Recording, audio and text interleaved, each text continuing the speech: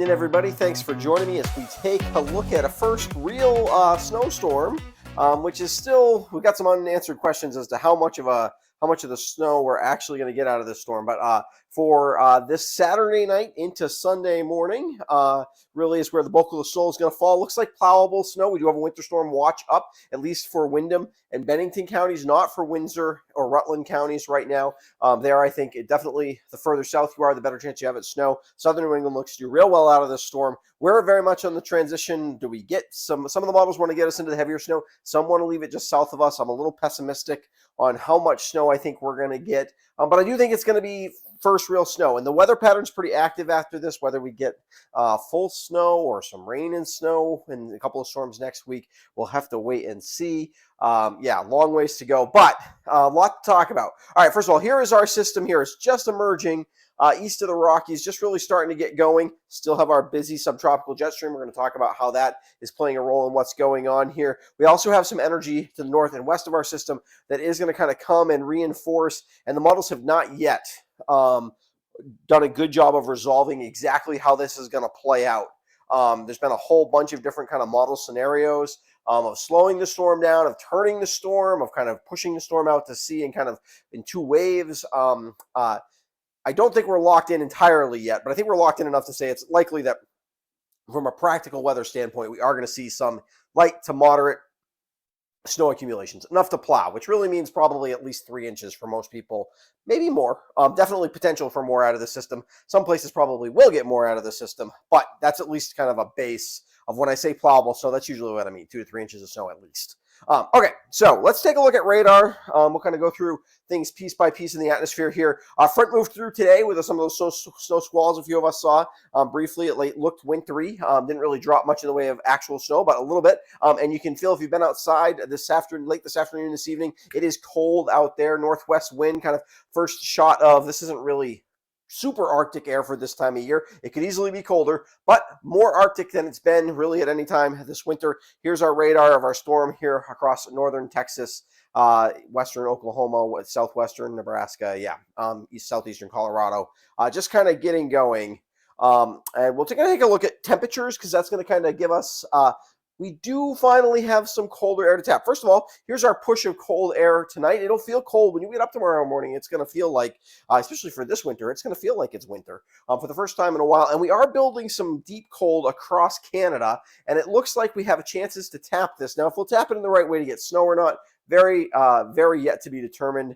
For this storm, we will be all snow. That's one thing I can definitely say. We're either going to get snow or it's going to be too far south and we're not going to get that much out of the system. No chance of any rain mixing in anywhere across southern Vermont, and really even anywhere except for like very coastal New England, and maybe like the Cape and the Islands, things like that, Boston area. But otherwise, everybody's looking all snow for this. It's just a question of how much moisture we actually get in here. But these cold temperatures finally building over Canada. This has not happened. We haven't really had a wide outbreak of cold in northern Canada all winter yet. Will allow for the chance to get pieces of that knocked down, which will give us a chance to get some of that, some of those cold winter temperatures across the Northeast. Also gives a chance for some snow if we get the timing right. Yet to be determined on that. Let's take a look at the pieces, ingredients for the storm. So here, if you've been watching me for years, I pop up this map every once in a while, especially when we're looking at a storm a lot of times. Here is, the color here is a thing called vorticity, which is basically a measure of vertical motion in the atmosphere. And this is overlaid on the 500 ISA height, or geopotential height, 500 decameter height lines. That's a lot of words. None of it means much to you. That's fine. You didn't go to school for this. But basically, this is like mid to kind of upper levels of the atmosphere. It's not real high. It's not really jet stream level. It's sort of just below the jet stream level. But this is where a lot of our upper level support, mid to upper level support comes for our storms. And so you can see we've got a lot of anywhere where the colors are darker. Basically means you've got upward moving air in the atmosphere, and that's where you have the potential for storm development, especially when you increase the vorticity, that increases vertical motion, and that really helps that to happen. And you can also see that in the dip in the jet stream here, or in the ISA heights here. that you've got a trough, and underneath the trough is where you get your low pressure at the surface to form, which is where your precipitation happens. It's a little hard to see, but you can see this is the subtropical jet stream here. Normally, in a normal winter, this would have very little activity this time of year, but you can see still, while there's not a lot of lines down here, because this it's much more subtle influences that dictate mid levels of the atmosphere in the tropics, but we are definitely, you can see with the vorticity, oh yeah, there's still a lot of energy moving through in the southern jet. That is very typical of El Nino, and that is going to potentially play a bit of a role with our storm. So this system is going to head towards the east. It's going to have this piece of energy come in behind it, as well as kind of have some subtropical energy moving underneath it and to the south. And exactly how those things evolve will determine exactly what the storm does. A lot of indications early on with the modeling of this forecast that it would do something kind of similar to what today's system did, which is that there was sort of a system that went to our south and kind of got shoved out to sea by the subtropical jet stream, which is really kind of zipping to itself, helping to push things off the coast a lot of times this winter.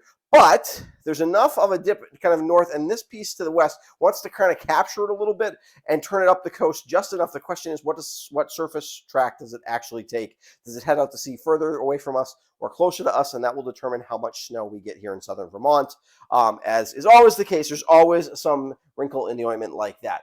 If we take a look at this is kind of jet stream, basically. Colors are where you have higher wind speeds, and you can see we get a lot of energy in the subtropical jet stream here. We get a little bit of a break in it. That's going to keep you from really shoving this storm out to sea, and again, give it a little bit of a chance. We're going to build a bit of a ridge here and give it a little bit of a chance to turn the corner up the coast.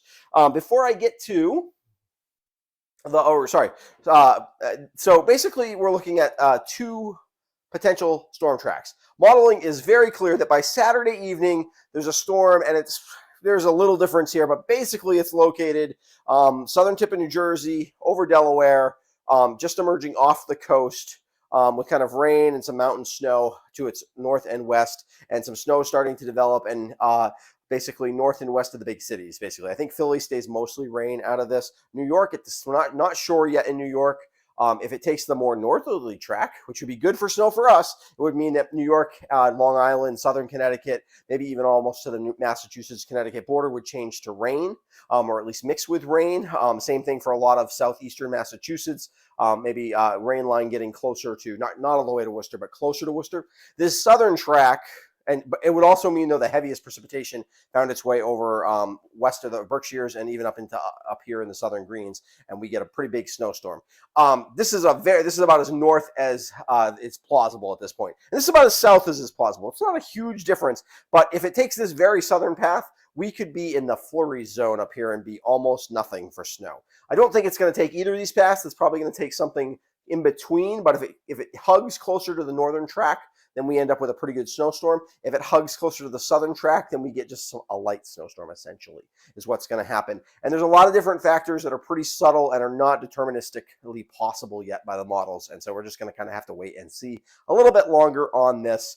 But we can kind of give you the generalities as we go through. I did want to, before I show you where I think the precip is going to kind of work its way out, I wanted to give you a quick demonstration of, I always say subscribe to my YouTube channel. This is how you do it.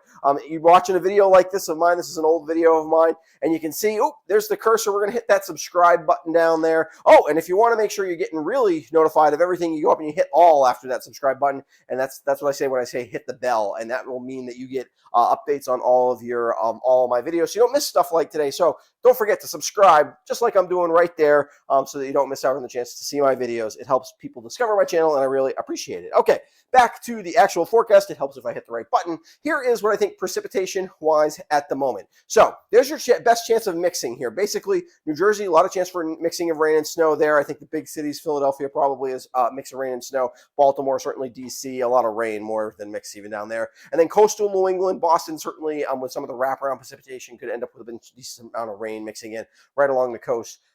Just inland from that, real good chance of pretty heavy snow.